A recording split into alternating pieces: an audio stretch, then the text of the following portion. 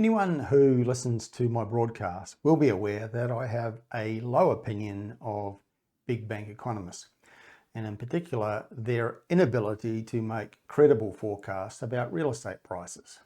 Their track record, let's face it, is dismal, and in my view their forecasts are worthless and downright dangerous if consumers base big financial decisions on the bank's predictions about property markets. Now here's a clue which exposes the worthlessness of big bank forecasts on property prices.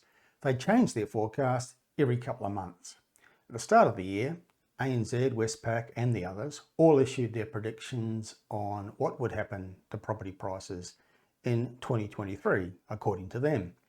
These were annual forecasts, and in keeping with the general mentality of bank economists, their reports at the beginning of 2023 were highly negative.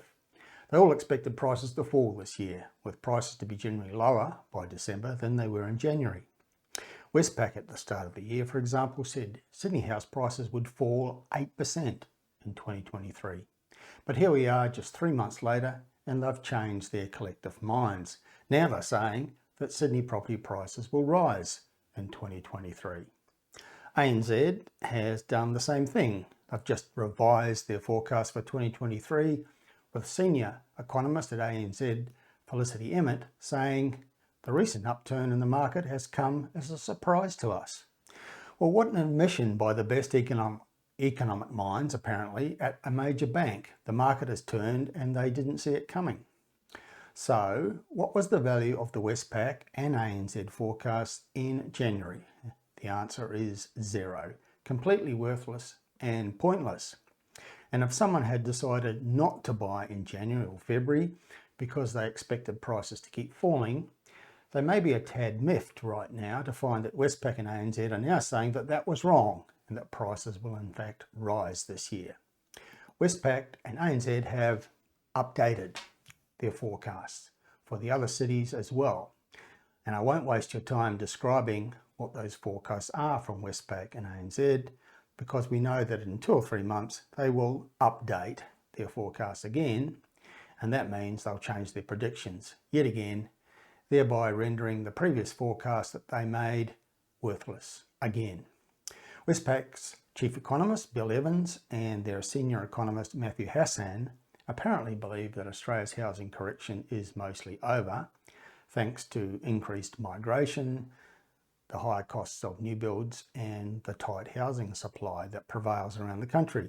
Other housing indicators have also improved, they've noticed rather belatedly, such as higher auction clearance rates, stabilised housing turnover and better numbers for housing finance approvals. The key question is, how come Westpac, with all its resources, including highly paid talking heads like Bill Evans, didn't see the improvement in prices coming earlier? It was obvious late last year and early this year to anyone who conducts proper research and understands real estate dynamics that there were major forces in the market other than the impact of changes to interest rates, particularly as Westpac's own Consumer Sentiment Index, published earlier in the year, showed a huge improvement in consumer confidence, particularly with regards to property prices. But at the time of publishing that index, rather than seeing it as a signal that things might be improving, Westpac dismissed it as consumers being wrong in their attitudes, and how typically arrogant of big bank economists. But as it turns out, the consumers were right, and the big bank economists were wrong yet again.